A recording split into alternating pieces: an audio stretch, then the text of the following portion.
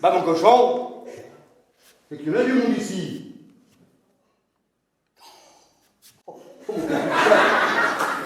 Plein de gens qui font du voyeurisme dans ma cuisine. Oh punaise. Dans quoi je me suis lancé?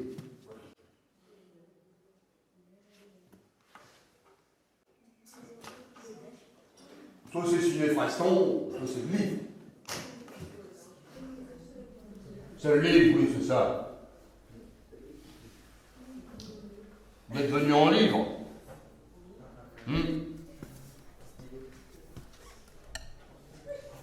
Vous êtes venu en livre, hein, c'est ça? Ils ont pas l'air de fut-fut, hein. Ils ne comprennent rien, qu'est-ce que je dis? Ça doit vouloir dire qu'ils sont dans le même tracas que moi. Bon, bienvenue à la maison. Bon, vu vos têtes de merlan frit, il va falloir vous expliquer comment vous êtes arrivés là. Mais faut pas être trop dur avec moi, d'accord? Ah, je suis qu'un paysan. Alors, regardez mes mains. Elles sont rudes comme du bois à force de tâter la terre. Ma tête, par contre, elle m'a jamais vraiment beaucoup servi. Enfin, ça c'était avant. On t'a raconté des histoires. Vous voyez quelqu'un autour de moi? Pas le cas mes bêtes, c'est tout.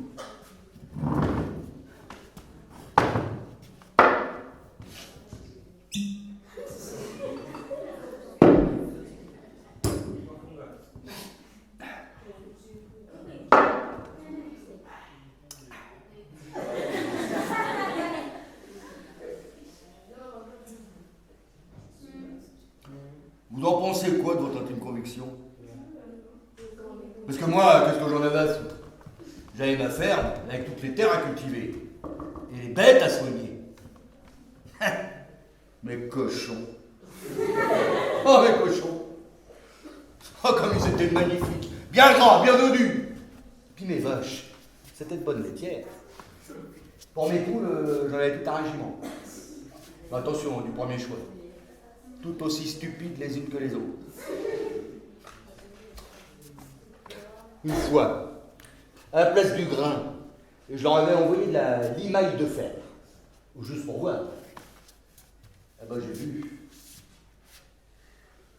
C'est vrai que c'est pas malin. Elles ont tout mangé. Il y en a même quelques-unes qui ont crevé. Enfin, je m'occupais, j'étais tranquille. De temps en temps, Jacques, c'est mon voisin. Il passait me voir. Dans le coin, on n'aime pas grand monde. Mais entre nous, ça allait plutôt bien. Il arrivait le soir avec la saucisse dans son sac et moi je sortais l'agneau. On parlait un peu, on mangeait aussi. Mais surtout, on buvait. Ah, qu'est-ce qu'on picolait? Ah bon, d'accord! Bon, il ne pose plus maintenant. Il est comme les cochons. C'est rancunier qu'on dit. Encore une fois, c'est pas ma faute. C'est à cause de nonobstant. Et puis on est fâché, c'est comme ça.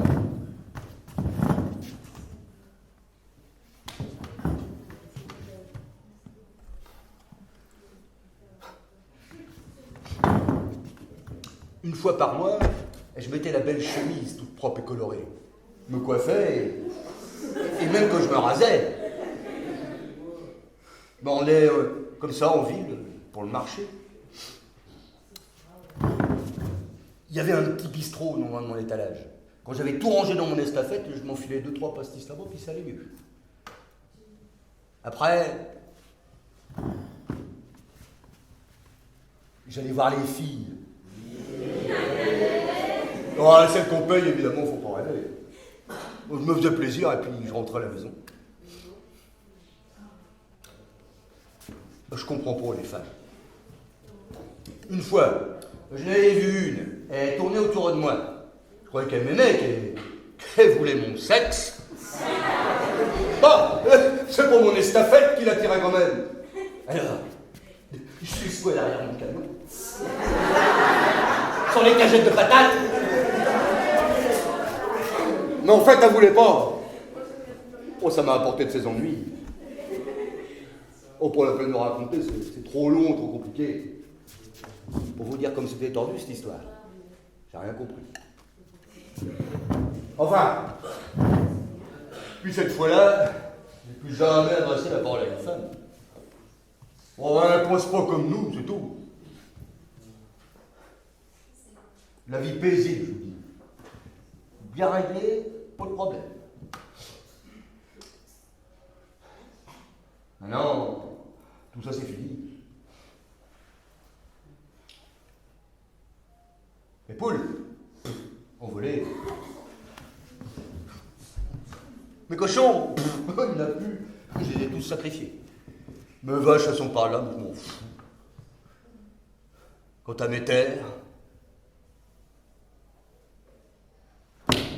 ça fait déjà un bon petit bout de temps que je ne sais même plus à quoi elles ressemblent. Il a tout foutu en l'air. Oh, tout seul, je ne savais personne. Ouais, du grand Pierre Ménard. Le plus fort, c'est que j'ai rien vu venir. Tout ça pourquoi? Pour du vent. Pour remplir les courants d'air qui circulent dans ma tête. Pour changer d'air, je ne sais même pas.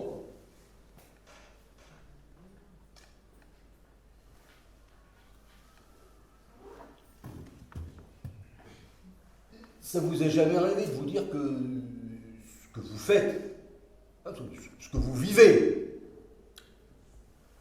c'est pas vraiment vous qu'on voit.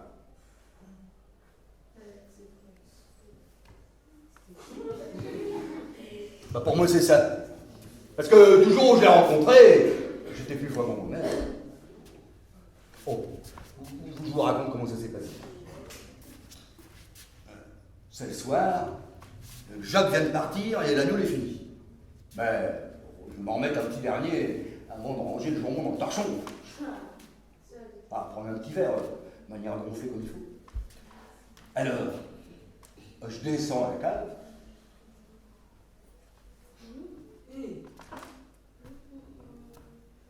Arrivé en bas, juste à côté de ma réserve d'alcool, il y a un machin qui attire mon attention.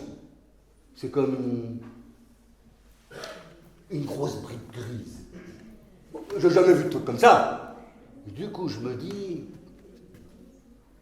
il y a quelqu'un qui est venu. C'est peut-être un piège.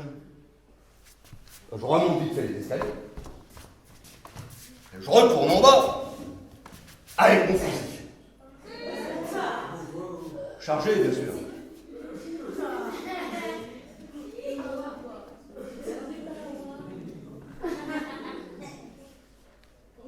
Je regarde tout autour de moi. Personne. Bon, mais que le gars soit parti, sinon tant pis pour lui. Oh, mais il aurait fini comme engrais pour méchant, le type. Faut pas déconner, hein. Aller chez les gens dans leur agneau et puis repartir, ça se fait pas.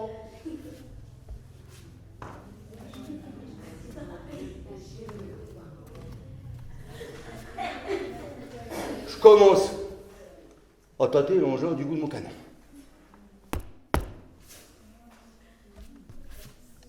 Bon, quand je tape sur le dessus, c'est tout dur. Mais au milieu, l'arme s'enfonce un peu. Bon, en tout cas, ça peut l'air de mon point. Je m'approche. Je le regarde. Il est recouvert de poussière comme si personne ne l'avait jamais touché. Bizarre quand même. C'est venu comment?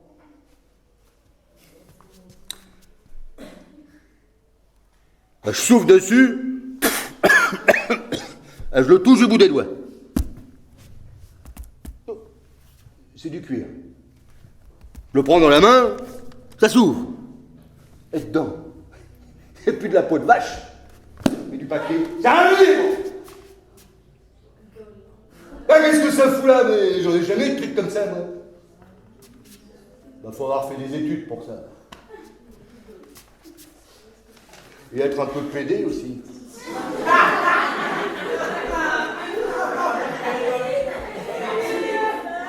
Jacques doit être chez lui en ce moment, il ne va pas me voir, c'est sûr. Alors, je fous le bordel sous mon pull, au cas où.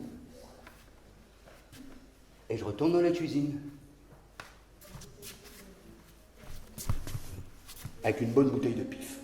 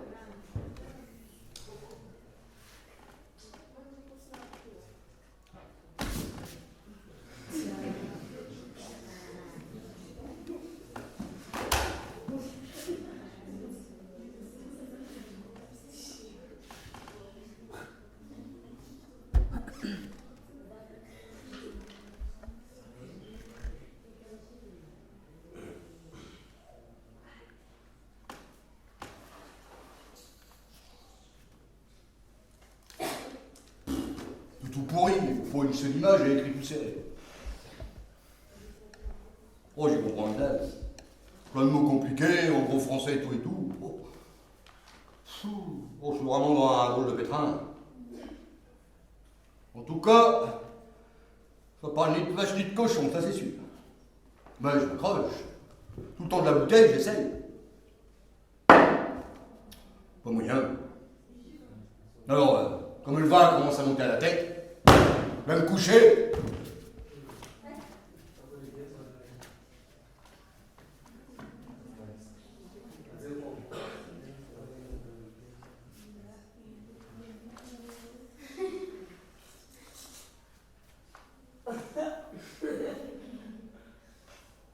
Le lendemain matin, après avoir soigné les bêtes, je retourne dans la cuisine.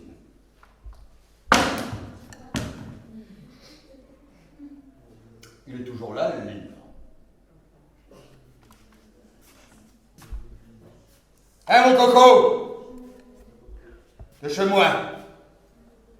Pour pas faire le malin. Je vais te lire. Tout entier. Aussi vrai que je m'appelle Ménard. Moi, j'ai pas raison. Il se croit pour qui?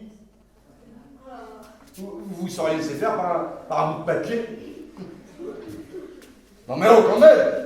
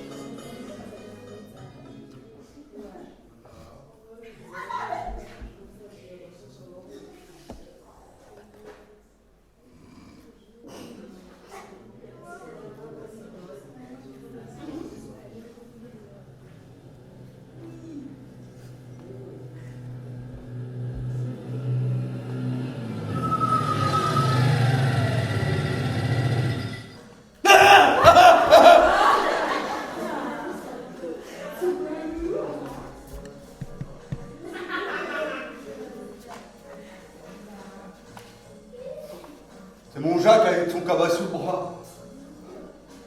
Je la nuit. Quand il arrive, je suis autant saoulé par l'agneau que par mes efforts. Il se pose et on commence à causer.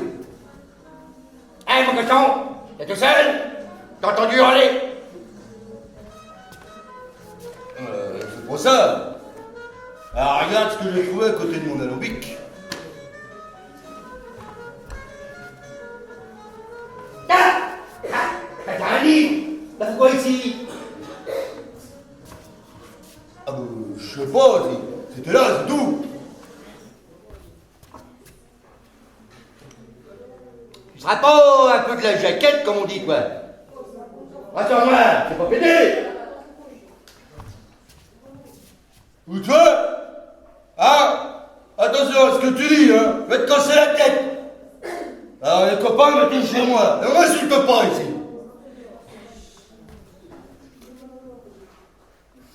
Calme-toi, mon Pierrot. Ça va, pardon. Voilà, il commence à m'énerver. Mais bon, c'est mon copain. Bon, assieds-toi, je te sers un coup et je te raconte.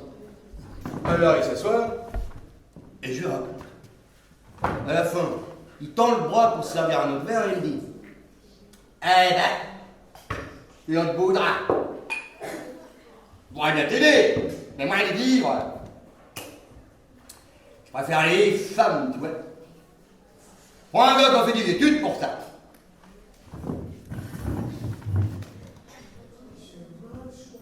T'en connais, toi? Attends, essaie de réfléchir. Mamou est con, hein, qu'on connaît. Même vu une six, ouais. Alors commence pas, Jacques. Mais non, c'est le docteur, il a toujours un gros livre rouge dans son sac avec plein de mots super savants. Mais il viendra pas pour te dire ce que veut dire. Eh ben, je sais pas, moi. Donne-moi un mot.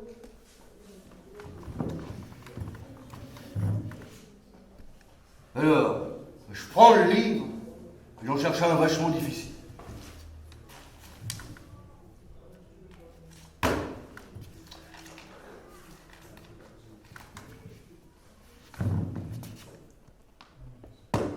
Celui-là, tiens.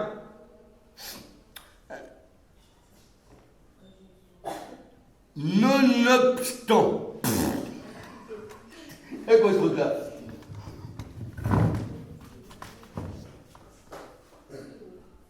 Oula, t'as vraiment besoin d'aide, toi. Il y a un Claude Intello au livre rouge qui peut te le dire. Et là, il me vient une idée géniale. Jacques, t'es gaucher ou droitier? Bah, droitier comme tout le monde parfois. À ce moment-là, je chope le tisonnier et tchac, je lui pète le bras gauche. Il se met à hurler et je lui sors.